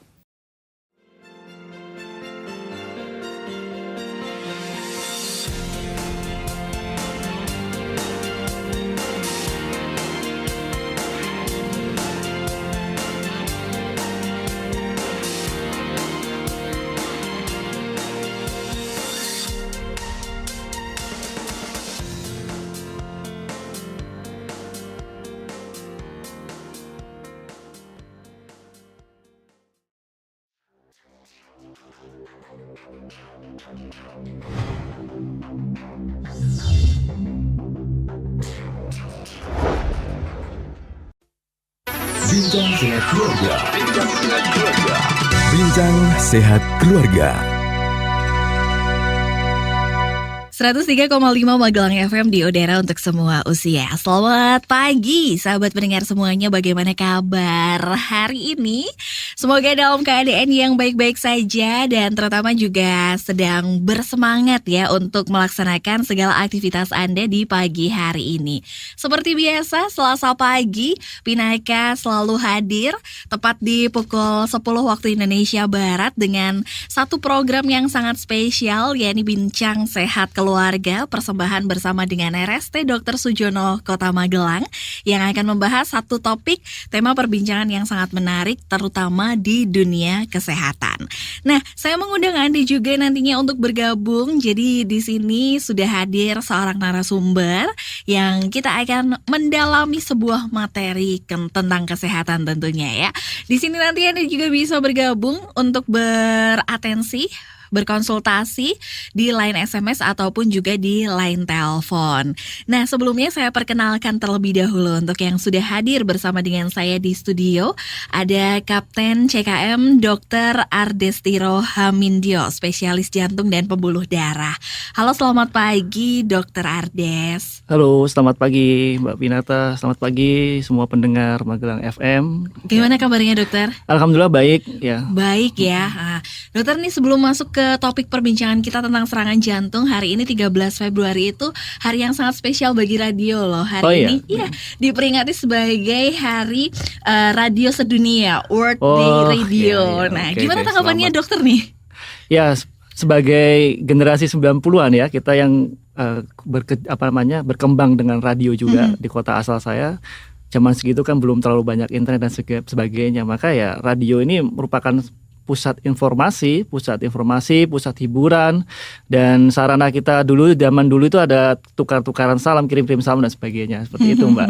Oke, berarti mendukung ya, untuk kelangsungan radio ke depannya ya. Betul sekali. Saya sangat senang dengan adanya radio ini ya. Oke, baik ya. Jadi memang ini hari yang sangat spesial sekali sahabat pendengar, terutama untuk seluruh radio di dunia, tidak hanya di Indonesia saja karena ini adalah peringatan di seluruh dunia. Oke, dan untuk tema pagi hari ini sahabat pendengar ya, soal Bincang Sehat Keluarga program ini kita akan membahas satu tema yakni yang sangat menarik sekali karena ini mungkin dekat sekali begitu dengan kita. Banyak orang-orang terdekat kita yang mungkin pernah menderita ini atau terkena penyakit ini ya. Jadi kita akan membahas mengenai topik serangan jantung. Nah, untuk sahabat pendengar yang ingin bergabung silahkan ya, di line SMS sudah saya buka 0815 783 80866 atau di line telepon 366 899. Silahkan, waktunya hanya sampai pukul 11 siang, jadi dimanfaatkan sebaik mungkin. Nah, untuk tema kita hari ini dokter mengenai serangan jantung ya. Apakah di Indonesia sendiri ini penyakit ini penyumbang terbesar untuk apa ya kalau bisa dibilang kematian seseorang begitu dokter, karena kok kayaknya horor banget ya namanya serangan Iya, jantung betul. gitu. Dan kita kan juga bisa lihat sendiri banyak artis yang paginya sehat-sehat aja, siangnya kok tiba-tiba udah nggak ada seperti itu. Kalau dari dunia kesehatan di Indonesia sendiri, penyakit serangan jantung ini sudah menduduki posisi berapa, dok? Ya, baik. Terima kasih ya. Baik, memang serangan jantung ini kalau menurut data riset dasar kesehatan nasional yang terakhir itu memang masih menempati posisi yang pertama ya dalam dalam penyakit yang kematian degeneratif dan mendadak ya. Di samping penyakit-penyakit degeneratif yang lain, dan memang sebetulnya kalau dilihat dari angka global sendiri di Indonesia itu hanya 12%. Angka 12% ini namun cukup tinggi juga karena 12% ini adalah hanya disumbang oleh penyakit jantung saja. Namun kalau yang lain kan ada komposisi dari penyakit-penyakit lainnya. Di data nasional dan data dunia, kalau di dunia sendiri angka kematian akibat serangan jantung ini 9 juta per tahunnya. Memang kelihatannya angkanya kecil 9 juta, tapi ini di luar negeri itu sudah mulai menurun angka kematian mendadak akibat serangan jantung. Justru malah yang masih ada ini dari 9,4 juta dan prediksinya tahun 2030 itu di angka 23 juta kematian per tahun. Ini sebagian besar negara yang berkembang, termasuk salah satunya adalah Indonesia ya. Angkanya memang kecil, tapi kalau dikuasai hanya disumbang oleh negara berkembang dan terutama seperti Indonesia dengan penduduk yang cukup besar, jadi kelihatan besar angkanya. Seperti itu. Oke, baik. Ya. Nah, kemudian dokter, kalau tadi saya sempat membicarakan di awal pengantar, kok bisa ya awalnya itu sehat, justru olahraga seperti itu. Banyak sekali Iya, kan betul, tokoh-tokoh betul publik sekali, begitu, yang awalnya tuh nggak kenapa-kenapa, terus tiba-tiba Betul. terjadi kematian mendadak. Memang kalau secara medis serangan jantung ini gimana sih dok? Kenapa bisa mendadak seperti itu? Ya, betul sekali. Jadi serangan jantung ini kan kita sebut sebagai silent killer ya. Jadi pembunuh yang hampir biasanya tidak begitu kentara ya, tidak begitu dikhawatirkan, tidak begitu aware biasanya orang-orang. Karena sebetulnya faktor resikonya kita harus sudah tahu dulu bahwa ada beberapa faktor resiko yang sudah dimiliki itu bisa mengarah ke arah serangan jantung. Yang pertama kita harus lihat dulu apakah ada kencing manis, ada kolesterol tinggi, ada hipertensi, kemudian merokok, kebiasaan merokok, dan ada faktor keturunan juga rupanya. Ternyata ada faktor keturunan dan ada pada wanita ada menopause. Jadi kalau wanita ini spesial populasi ya, jadi dia butuh waktu sekitar 5 tahun sampai 10 tahun berhenti mens, baru dia memiliki resiko yang sama dengan laki-laki. Ya. Tapi kalau faktor-faktor yang lain itu adalah faktor yang akibat pola hidup kita sendiri, seperti kolesterolnya tinggi, kemudian ditambah ada kencing manis, darah tinggi, dan kebiasaan merokok yang susah dihilangkan. Nah, apabila memang ada satu saja faktor resiko itu, katakanlah pada laki-laki usia, misalnya dia di kantor sering dilakukan medical check up dia usia 30, kita sudah tahu bahwa dia kolesterolnya sudah mulai tinggi. Ya, tidak ada salahnya kalau kita sudah mulai aware dengan merubah gaya hidup, dan kalau perlu memang angkanya sudah cukup signifikan, sudah mulai mengkonsumsi beberapa vitamin atau obat-obatan untuk menurunkan kolesterol. Seperti itu. Oke, baik. Jadi memang orang-orang yang ada faktor resiko itu ya, Iya, yang benar-benar betul. mulai dari sekarang itu harus Betul aware sekali, ya. adanya serangan jantung. Tapi apakah penyakit serangan jantung ini menspesialkan seseorang, dok? Maksudnya mungkin dalam anggapan kita nih, oh serangan jantung itu khusus buat orang-orang tua gitu. Kita yang muda-muda nih nggak usah takut deh, nggak mungkin kena serangan jantung. Boleh nggak dok berpikir seperti itu? Sebetulnya ini kalau memang semakin banyak penelitian dan semakin majunya dunia medis, ini malah sebetulnya bagi beberapa orang menganggap, wah kok jadi semakin serem ya, muda-muda sudah mulai ada serangan jantung. Karena di jurnal European Society Community of Cardiology sendiri yang terakhir menyebutkan bahwa proses degenerasi, proses penyempitan pembuluh darah ini sudah dimulai dari usia 20 tahun. Jadi sejak usia 20 tahun ini sudah ada cikal bakal terbentuknya plak. Nah, plak ini adalah kalau kita ibaratkan seperti sungai, sawah ada irigasinya. Nah, ini plak ini adalah sudah mulai cikal bakal endapan-endapan yang akan nantinya akan menjadi penyempitan pembuluh darah. Namun ada beberapa orang yang mempercepat proses tadi. Salah satunya adalah dengan gaya hidup tadi ya, pola hidup tadi, ada hipertensi, kolesterol, kencing manis dan sebagainya yang mempercepat proses tadi. Oke, Natural, berarti ya. berarti ini harus dihapuskan ya anggapan bahwa yang bakalan kena itu hanya orang tua. Iya, betul sekali. Justru orang muda kalau nggak menjaga pola hidupnya, justru juga bisa terkena Iya, serangan betul. ini begitu ya. Terus dokter, kita bisa nggak sih untuk mencegah atau mungkin begini ya, kita kan nggak mau nih terkena serangan jantung seperti Iya. itu. Nah, terus kita harus ada tanda-tandanya dulu nggak sih dok gitu supaya kita tuh bisa terhindar dari serangan jantung ini begitu. Jadi mungkin gejala yang dialami si penderita itu ada nggak? Karena namanya serangan itu kayaknya kok tiba-tiba gitu ya. Iya. Jadi memang di samping tentu saja tadi ada yang dikatakan faktor resikonya kita sebagian besar penyakit jantung itu tidak terjadi begitu saja ya. Jadi dalam bahasa Jawa itu nggak ujuk-ujuk tiba-tiba kejadian ya. Kebanyakan setelah kita runut ke belakang, kita anamnesis lagi itu ada faktor resiko yang tidak diperhatikan ya. Namun juga tidak ada salahnya kalau kita sudah mulai ada tanda-tanda seperti yang menjadi khasnya serangan jantung itu adalah dia mulai ada rasa tidak nyaman di dada, tembus ke punggung, dan ada penjalaran ke lengan sebelah kiri, ke rahang, lehernya rasa tercekik, dan kadang disertai dengan keringat dingin, berdebar-debar, dan rasa seperti mual atau mau muntah. Dan itu durasinya kurang lebih sekitar 15 menit minimal. Dan itu dengan istirahat kok tidak hilang. Biasanya seperti itu. Mungkin bapak-bapak atau ada yang sedang aktivitas, sedang membetulkan kendaraan di rumah, tahu-tahu kok dadanya nggak nyaman.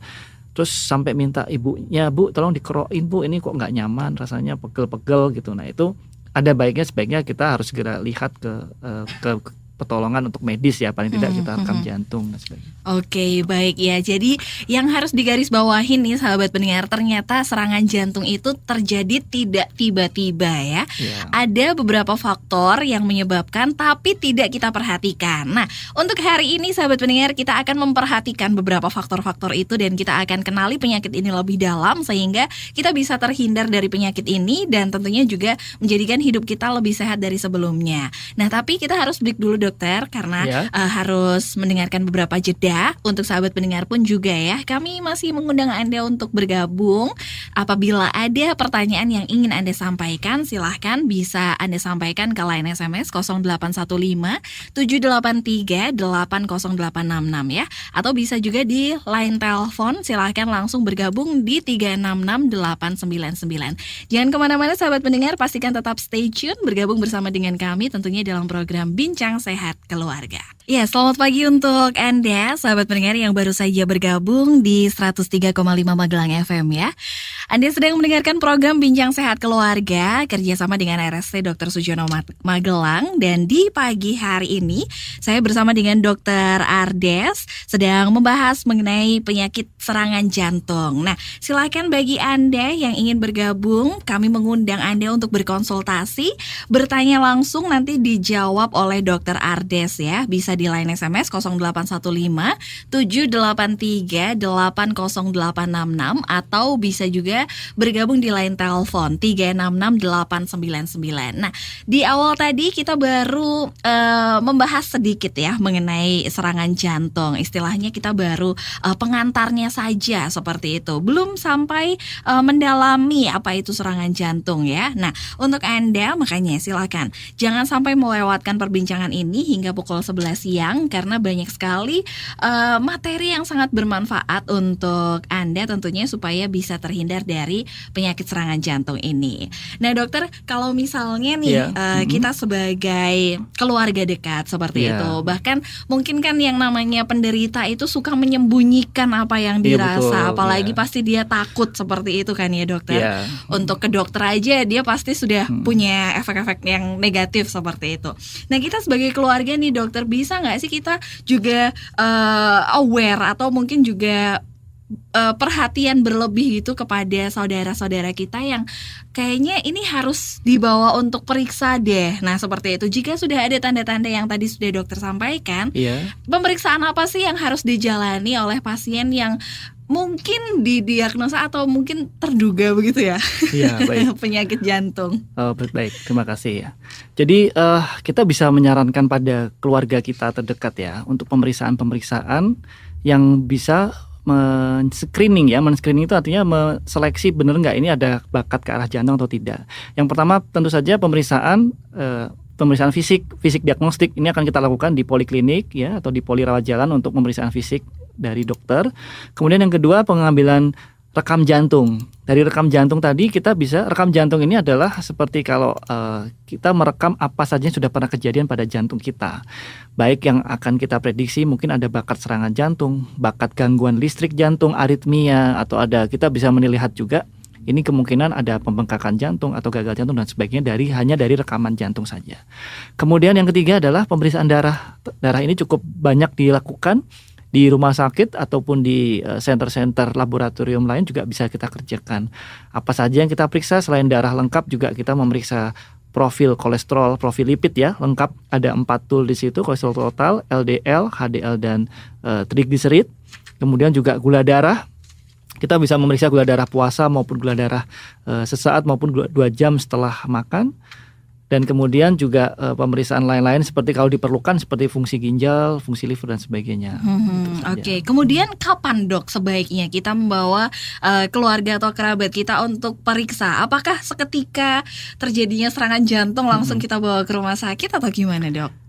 Yang pertama kalau misalnya tadi sakit jantung ini ternyata ada namanya familial history. Jadi penyakit jantung ini juga rupanya bisa menurun pada generasi-generasi di bawah kita. Tapi itu hanya kecil sekali kejadiannya, hanya sekitar 0,5% sampai 1% angka kejadiannya. Yang dominan adalah faktor resiko karena gaya hidup saja. Dan ini kalau usia 30-an itu kita sarankan untuk paling tidak datang untuk periksa darah tadi ya, rekam jantung dan darah tepi. Nah kemudian kalau di atas 40 sebaiknya kita sarankan paling tidak setahun sekali kita lakukan namanya tes treadmill test ya. Tes treadmill ini sama dengan pemasangan rekaman jantung, namun dilakukan pada saat kalau kita lihat di tempat fitness itu kan ada mesin treadmill ya. Nah, namun mesin treadmill yang kita punya di sini adalah khusus karena kita men-setting bahwa mesin ini dipasang dengan rekaman jantung. Jadi sambil orangnya itu lari di atas mesin, sambil termonitor rekaman jantungnya. Jadi di situ kita bisa melihat kondisi jantung pada saat kondisi stres. Nah, nanti ya kita kembalikan kalau hari-hari dia bekerja keras, bekerja apa dan sebagainya, bagaimana itu kita bisa mewakili mesin dengan tes treadmill tadi. Itu usia 40 tahun kita sarankan paling tidak sekali setahun untuk treadmill test. Ya oke, baik. Kalau belum 40 tahun boleh juga. Kalau ya, belum ya? 40 tahun boleh saja atas permintaan sendiri juga bisa kita kerjakan atau mungkin hanya untuk data. Biasanya perusahaan-perusahaan atau instansi-instansi tertentu sudah mensyaratkan karyawannya untuk secara rutin memeriksakan itu sudah sering kita kerjakan juga. Oke, baik ya. Jadi lebih baik mencegah ya dok Ya, daripada mengobati ya kan. Apalagi tadi dokter sempat mengatakan bahwa ini adalah silent killer gitu ya, pembunuh yang menyeramkan begitu. Baik. Nah kemudian dokter kalau misalnya nih sudah banyak begitu yang kita lihat tiba-tiba aja dia meninggal saat sholat seperti itu atau mungkin ibadah begitu atau mungkin hanya duduk nonton TV aja tiba-tiba sudah tidak ada begitu. Nah dokter kalau seperti itu yang terjadi ya mungkin ini tidak kita harapkan begitu ya, tapi apabila ada kerabat kita yang seperti itu, sebaiknya pertolongan pertama yang harus dilakukan itu bagaimana sih dok, kita sebagai orang yang berada bersama dengan dia begitu yang terjadi serangan jantung seperti itu? Ya, jadi kalau dalam beberapa literatur menyebutkan bahwa memang yang bisa kita kerjakan pada saat itu kan prinsipnya serangan jantung ini adalah kekurangan pasokan oksigen pada otot jantung akibat ada sumbatan di sana. Sehingga kita harus menghirup oksigen udara sebanyak-banyaknya, dibawa ke tempat yang kira-kira agak pakaiannya agak sedikit dilonggarkan, kemudian menghirup oksigen udara sebanyak-banyaknya. Dan kalau timbul nyeri dada yang berat sekali, ada yang menyatakan bahwa sampai dilakukan TAM ya, jadi seperti dadanya seperti dihentak gitu aja untuk bisa memberikan aliran darah lagi ke jantungnya, dan secepat mungkin harus datang ke UGD memang untuk kita lakukan evaluasi dari keluhannya tadi. Oke, baik. Nah, kita beralih ke line SMS nih dokter, sudah ada yang bergabung di 0815 783 80866. Ini perkenalkan ada Ibu Isti yang saat ini berusia 52 tahun. Nah, dokter, saya sudah sering sekali nih mengalami gejala seperti yang tadi sudah dokter jelaskan, dan bahkan sering mengalami jantung yang berdebar keras. Nah, apakah ini pertanda serius saya saya harus melakukan pengecekan seperti itu. Tanggapan dari Dokter Ades gimana? Ya. Baik, yang pertama terima kasih Ibu ya atas atensinya, dan memang dengan usia di atas 50 tahun, ini biasanya kan kalau wanita tadi saya sebutkan ada faktor resiko tambahan pada wanita, yaitu menopause. Di mana menopause ini, wanita ini sebetulnya populasi yang sangat spesial. Jarang sekali mengalami serangan jantung di bawah usia muda, karena ada hormon-hormon kewanitaan. Ini yang mana sebetulnya itu efeknya proteksi terhadap terjadinya serangan jantung, pembengkakan jantung dan sebagainya. Namun kalau sudah menopause ini memiliki resiko yang sama dengan kaum pria. Nah, apabila sudah mulai ada keluhan seperti itu, apabila ditambah lagi ada keluhan sering berdebar-debar, memang ada baiknya ibu datang untuk kita lakukan pemeriksaan, baik dari rekaman jantungnya, kemudian pemeriksaan darah untuk kita lihat faktor resiko yang lain-lainnya, seperti apakah ada kencing manis, ada kolesterol yang tinggi, dan bagaimana kondisi tensinya dan sebagainya. Nah, di samping itu juga saya tambahkan juga, berdebar ini adalah suatu alarm sebetulnya.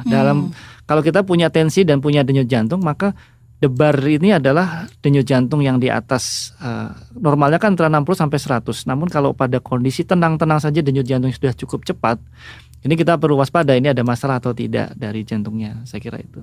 Oke, baik. Nah, selanjutnya dokter ada satu lagi yang akan kita bahas nih, dari Ibu Nina. Assalamualaikum dokter. Nah ini Ya, saya ingin waalaikumsalam. bertanya, dada sebelah kiri saya itu kan sakit, apalagi kalau menyondongkan ke depan sama kalau ditekan di atas payudara saya. Nah terus ya. ada rasa panas juga nih sampai menembus ke belikat. Nah pertanyaan saya, apakah saya juga terkena penyakit jantung nih dok, atas tanda-tanda yang saya sebutkan tadi, ataukah ada Ya. kelainan pada jantung saya? Terima kasih, begitu. Baik. Maaf sebelumnya usianya disebutkan? Waduh, tidak disebutkan Oke ini. deh, kalau gitu. Karena dari deskripsi nyerinya tadi, memang ini masih antara tipikal nyeri dada atau yang tidak tipikal. Kalau nyeri dada khas jantung, ini memang sebagian besar pasien sudah pernah mengalaminya dan memang sudah terbukti memang betul penyakit jantung. Ini dada yang ditunjuk itu tidak bisa. Jadi dia hanya menyebutkan dada terasa tidak nyaman, di tengah-tengah atau di kiri atau kanan tidak bisa ditunjuk dan tembus ke punggung penjalaran. Namun apabila ada keluhan nyeri yang dapat ditunjuk dan apalagi ditambah dengan adanya perubahan posisi, merubah intensitas nyeri, ini kita harus berpikir bahwa mungkin ini tidak melulu sebagai suatu khas ke arah serangan jantung. Karena apalagi wanita ya, di sana kan maaf ya ada payudara juga di sana. Kemudian juga ada jaringan otot di sekitarnya, di sekitar situ juga ada jaringan otot, jaringan tulang lunak, ada banyak kemungkinan. Termasuk juga ada namanya pembungkus paru atau pembungkus jantung, itu juga bisa mengalami iritasi yang disebut perikarditis atau pleuritis. Ini juga perubahan nyeri akibat timbulnya itu bisa akibat perubahan posisi. Namun kalau murni karena serangan jantung, dengan dia duduk, tidur itu tidak bisa mengurangi nyerinya. Bahkan dia rasanya nggak nyaman, duduk nggak enak, tidur nggak enak, dikerok nggak enak dan sebagainya. Karena memang organ yang jantung ini adalah letaknya adalah di dalam ya, jadi di dalam, jadi tidak bisa dirasakan dengan ada perubahan dan ada ditunjuk rasanya seperti itu. Tapi kalau sudah mengalami gejala seperti ini, lebih baik segera diperiksakan juga Sebaiknya ya dok ya. kita periksa juga untuk faktor resiko yang lain. Mungkin ibu ada masalah yang lain, kita harus paling tidak dari deteksi dari dini ibu ya. Iya betul, oke baik. Terima kasih untuk pertanyaannya. Dan dokter, kalau misalnya memang kita sudah ada faktor resiko seperti itu, kemudian sudah pernah mengalami serangan jantung yang mungkin itu bisa dikatakan ringan seperti itu. Nah itu apakah tetap bisa berulang dok? Maksudnya kambuh lagi, terus kemungkinan untuk sembuh begitu, apakah ada dok? Ya, jadi terima kasih. Jadi kalau memang sudah ada faktor resiko, ini dengan pemberian obat-obatan yang sudah sesuai. Misalnya kalau dia ada hipertensi, maka yang pertama tentu saja pola makan harus dibatasi, asupan garamnya diperhatikan, kemudian mulai mengkonsumsi obat-obatan untuk mengkontrol tensi. Kalau kan katakanlah ada kolesterolnya tinggi, maka sudah diberikan obat-obatan tertentu yang bisa membantu menurunkan kolesterol.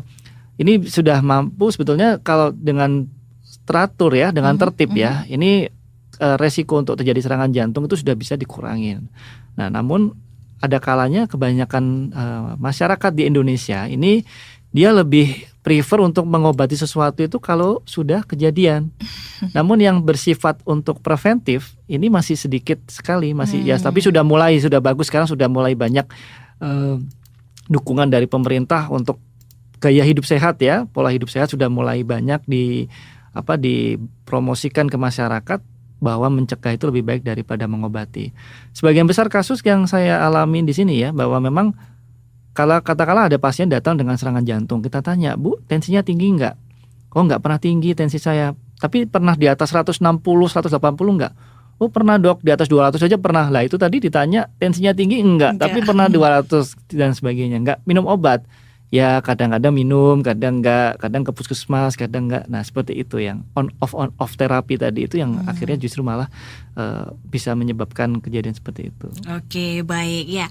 Sebenarnya masih banyak yang bergabung di line SMS, tapi kita tunda dulu sebentar untuk kita jeda mendengarkan beberapa ILM begitu ya. Dan untuk sahabat pendengar nih masih kami tunggu ya. Masih ada waktu sekitar 30 menit ke depan. Silahkan dimanfaatkan waktunya untuk bisa berkonsultasi langsung bersama dengan Dr. Ardes. Jangan kemana-mana sahabat pendengar, pastikan tetap bergabung bersama dengan kami ya. Sampai pukul 11 nanti di program Bincang Sehat Keluarga. Terima kasih untuk kesediaan Anda masih bergabung bersama dengan kami dalam program Bincang Sehat Keluarga.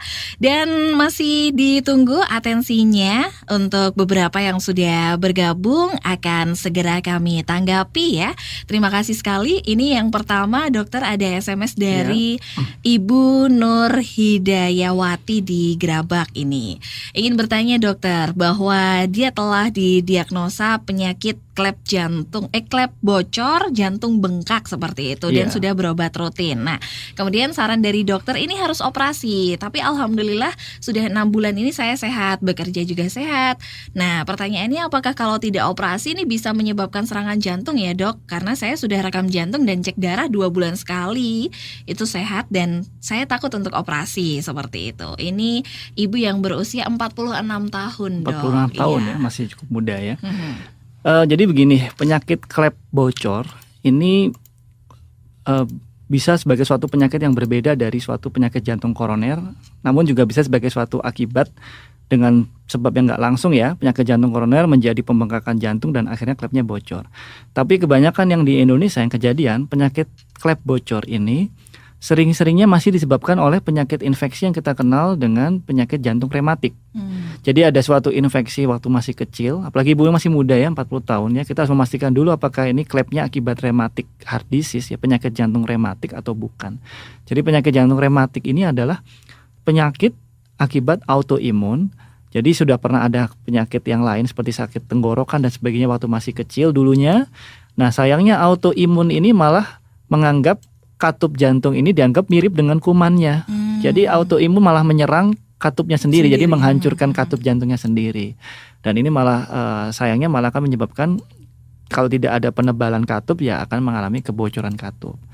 Kebocoran katup ini akan menyebabkan pompa jantung menjadi tidak efektif ya. Jadi ibaratnya kalau kita harusnya bisa memompa darah sekitar 5 liter dengan adanya kebocoran katup, darah yang harusnya 5 liter tadi akan berbalik, sebagian hanya dipompa keluar, sebagian tidak bisa dipompa keluar. Jadi menjadi beban sendiri untuk jantung dan lama-kelamaan akan menjadi pembengkakan jantung seperti yang dialami kondisi ibu. Nah, saya tidak tahu hasil bacaan dari dokternya menyarankan untuk operasi.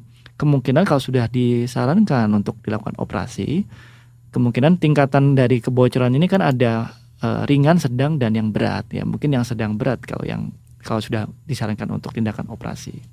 Oke, baik. Tapi mungkin sebaiknya ya tetap menjalankan operasi ya Dok daripada Ya sebaiknya sih paling tidak kita observasi ya. Observasi setahun 2 kali kita lakukan ekokardiografi ya. Ekokardiografi itu USG ya. USG yang khusus dilakukan pada jantung. Dari situ kita bisa menilai kemampuan performance ya, kontraksi otot jantung, terus derajat keparahan kebocorannya tadi kita bisa evaluasi tiap periodik 6 bulan sekali atau 1 tahun sekali.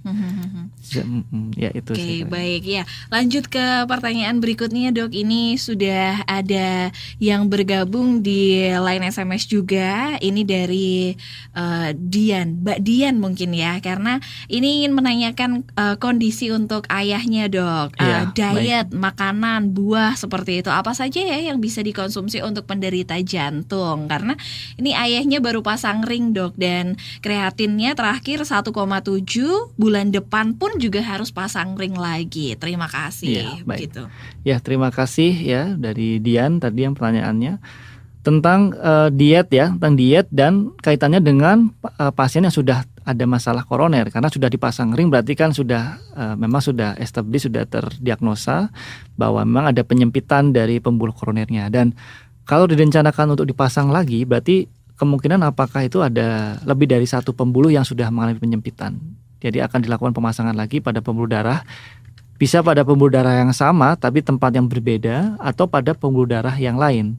Karena kalau kita tahu bahwa pembuluh darah jantung ini ada 3 yang memberi makan otot jantung, itu di bagian kanan 1, yang di sebelah kiri ada 2 pembuluh darah. Dan tempat penyempitannya itu bisa terjadi di mana saja, tergantung dari kondisinya. Kalau untuk diet, tentu saja kita harus memastikan juga dengan faktor risiko dari ayah ya, kondisi ayahnya. Apakah dia itu memang serangan jantungnya itu akibat pernah dengan darah tinggi atau dengan adanya kencing manis, dengan kolesterol tinggi itu dan merokok dan sebagainya, kita harus memastikan. Tapi secara umum pola makan yang baik adalah yang pertama adalah garam itu harus dibatasin. Asupan garam itu adalah 2 gram, kurang lebih sekitar 2 gram sehari, sedikit sekali ya, hanya sekitar setengah ujung sendok teh lah ya, tidak perlu terlalu banyak karena garam yang tinggi itu menyebabkan cenderung untuk menjadi hipertensi juga. Kemudian makanan-makanan yang bersantan itu harus dibatasi. Makanan-makanan yang banyak mengandung, kalau kita apalagi tinggal di Indonesia ya, orang Jawa ini kalau makan soto itu kan kalau nggak ada santannya terus masih ditambah dengan ati ampela lagi kan banyak sekali kolesterolnya. Kandungan asam urat dan kolesterolnya sangat tinggi sekali, itu juga harus dibatasi. Kemudian makanan-makanan pendamping lain seperti dalam literatur menyebutkan seperti oatmeal ya. Oatmeal itu apa namanya ya, yang ada dijual di toko atau di supermarket ya. Oatmeal itu Quaker oatmeal dan sebagainya. Maaf saya nyebut merek. Ini juga bisa membantu untuk menurunkan kadar kolesterol dan mencegah terjadinya resiko jantung, karena dia bisa menyerap kadar kolesterol jahat sebelum dia diserap oleh darah. Jadi dia akan dibuang makanannya tadi, kolesterolnya tadi. Kemudian diet-diet yang lain seperti makanan yang kaya serat ya, buah-buahan itu juga bisa dikonsumsi rutin. Dan literatur lain juga menyebutkan bahwa coklat, terutama coklat yang dark coklat ya, itu kaya akan flavonoid dan itu juga bisa untuk sebagai antioksidan. Ya, itu. Oke, baik. Itu saja. Jadi sebenarnya makanan-makanan itu mudah dijumpai juga ya dok ya betul. di kehidupan sehari-hari kita. Tinggal kita harus bisa nge-mixnya begitu supaya tetap sehat seperti itu. Tapi memang makanan-makanan yang tidak sehat itu lebih gampang lagi dok ditemui. Iya, betul. Dan lebih enak ya. Iya, bukannya betul. Oke, baik. Nah kemudian dokter nih, kalau tadi saya perhatikan ini yang bergabung itu kan kebanyakan juga menanyakan bahwa rasa sakit yang dialami di dada sebelah kiri seperti itu ya, menandakan itu penyakit jantung, serangan jantung atau bukan seperti itu. Bisa nggak dok kita mengenali atau kalau ini tuh emang khasnya penyakit serangan jantung seperti itu sakitnya seperti apa, dibedakan dengan yang lain? Nah itu bisa nggak dok kita kayak apa ya, perhatikan seperti itu? Ya, jadi kalau dibilang sakit yang sangat khas sebagai suatu serangan jantung itu adalah dada terasa tidak nyaman. Nah, dada terasa tidak nyaman ini kan sangat luas, bisa di sebelah kiri, sebelah kanan, tengah dan sebagainya, tidak bisa ditunjuk. Kemudian disertai dengan adanya penjalaran dan tembus ke punggung ya. Penjalaran ini bisa terutama ke lengan sebelah kiri. Jadi lengan sebelah kiri terasa seperti kram, dan leher sebelah kiri sampai terasa seperti tercekik, dan disertai juga dengan tanda-tanda seperti tanda-tanda tambahan, yaitu keringat dingin, berdebar-debar. Keringat dinginnya sampai baju basah ya. Jadi sampai kita ganti baju kayak orang habis lari gitu ya, keringat dingin, baju basah diganti, bajunya masih juga sampai ada keringat dingin. Disertai juga dengan rasa berdebar-debar, dan nadinya naik, mual, muntah, dan kadang disertai juga hampir pingsan. Dan durasinya ini harus minimal 15 sampai 20 menit. Jadi kalau memang ada keluhan nyeri dada tapi dapat ditunjuk sebelah kanan, sebelah kiri, atau posisinya bisa ditunjuk, durasinya singkat, kemudian berubah dengan posisi, misalnya dia lebih hilang dengan posisi tertentu atau lebih meningkat dengan posisi seperti membungkukkan badan atau posisi tertentu, ini juga bisa diartikan dengan kemungkinan yang sebab yang lain. Oke, baik ya. Jadi memang ada ciri khas tertentunya seperti itu ya, Dok ya. Ketika ini bisa dibilang bahwa penyakit serangan jantung seperti itu. Sekali. Karena ini ada, Dok, saya menyangkutkan juga nih, ada dari Bapak Jumanto yang bertanya nih ya. Untuk anaknya yang berusia 23 tahun, Dok. Iya. Nah, ini kemarin mengeluhkan dada kirinya itu sudah beberapa kali nyeri dan terasa denyut jantungnya lemah. Kemudian nafasnya itu kurang nyaman. Nah, saya bingung harus membawa kemana anak saya dan pemeriksaan apa yang harus dilakukan ketika anak saya mengeluhkan nyeri seperti itu, Dok. Nah, Ya. ini kira-kira gimana saran dari dokter? Ya, jadi kalau masih 20 tahun ya, ini memang masih banyak sebab, banyak kemungkinan ya. Di sana juga kita harus ingat bahwa ada kemungkinan apakah rasa tidak nyamannya bisa dari lambung juga bisa, dari paru-paru juga bisa, pembungkus paru, pembungkus jantung, dan banyak sebab yang masih memungkinkan. Karena masih muda sekali, jadi kalau faktor resiko pun juga tentu belum sebanyak yang ada ya. Namun tidak ada salahnya kalau Bapak bawa ke klinik atau ke rumah sakit nanti untuk kita evaluasi lebih lanjut apakah memang ini betul jantung atau bukan.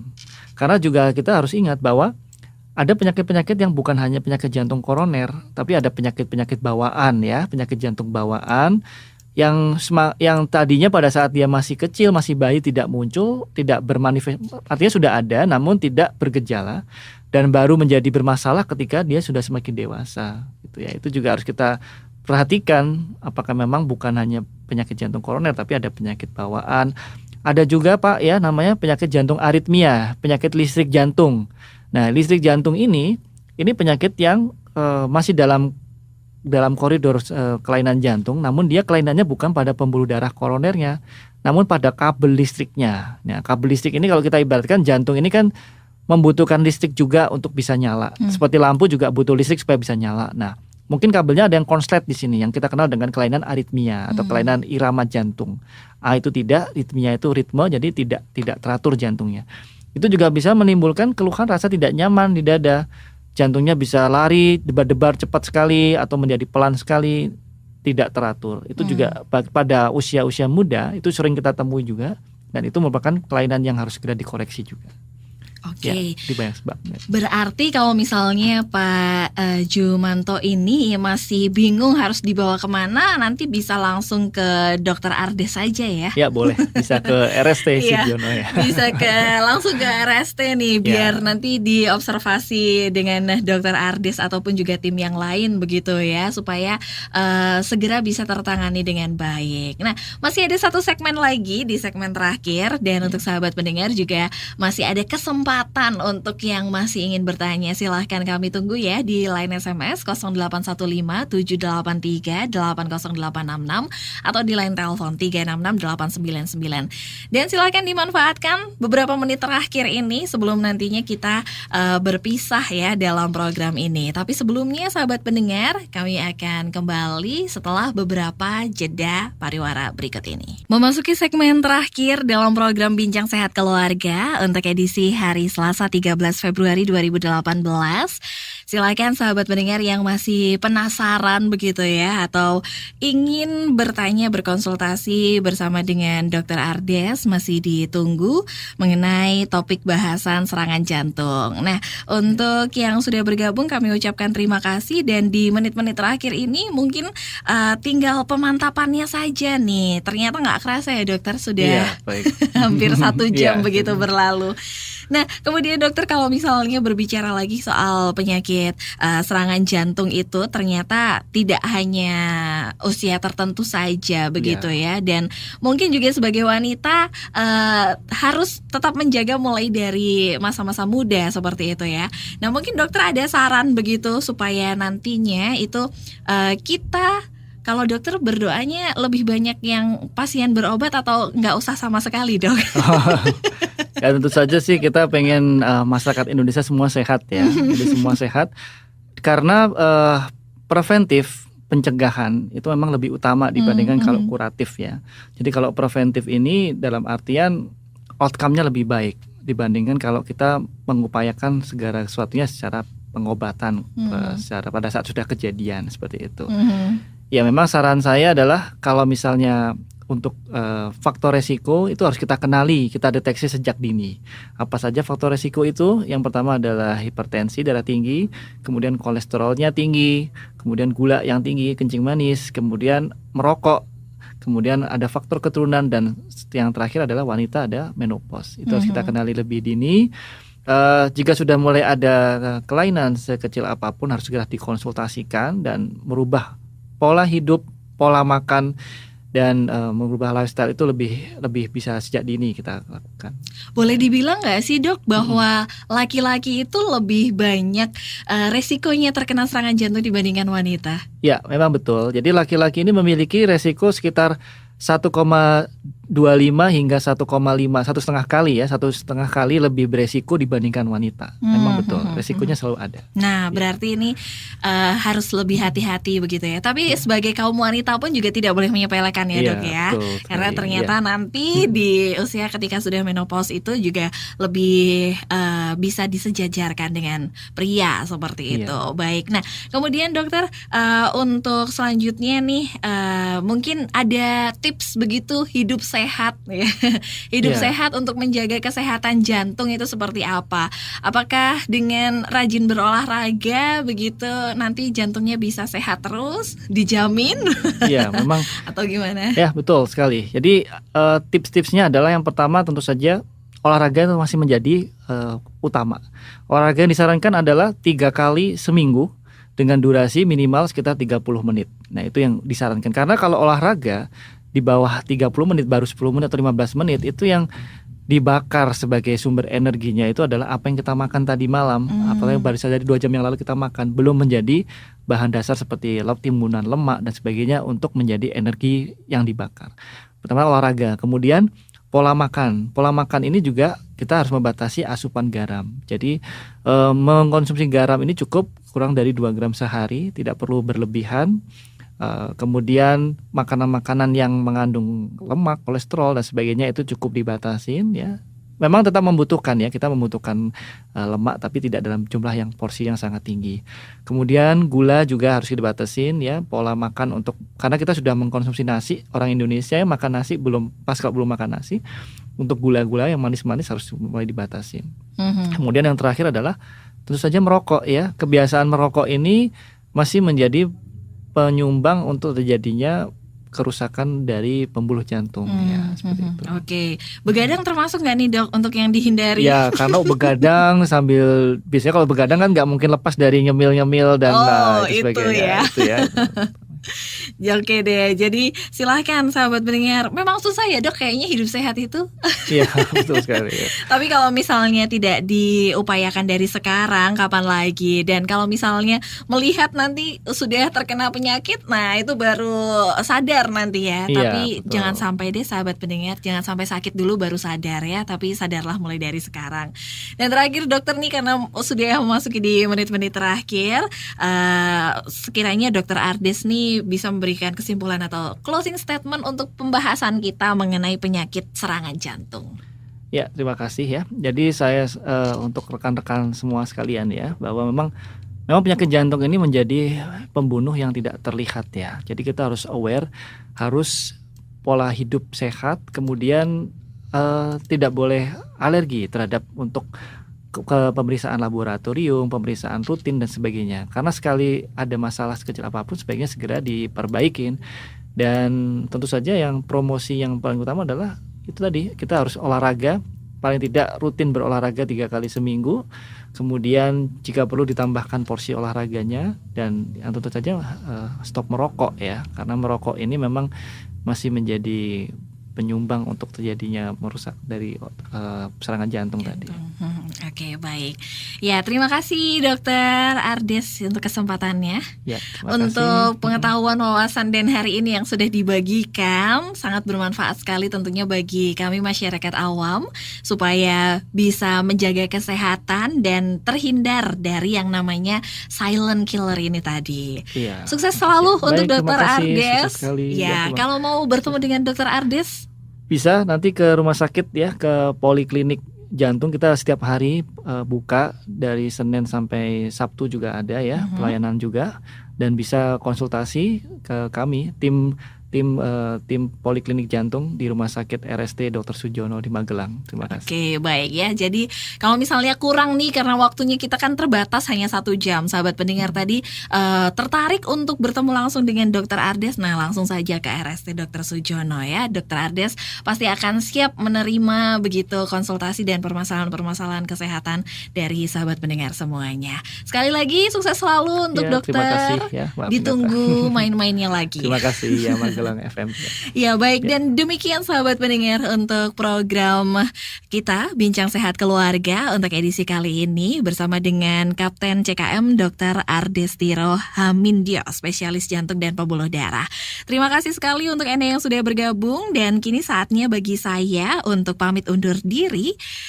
Tapi tetap pastikan untuk bergabung bersama dengan kami karena masih banyak sekali acara-acara untuk menemani aktivitas Anda sepanjang hari ini.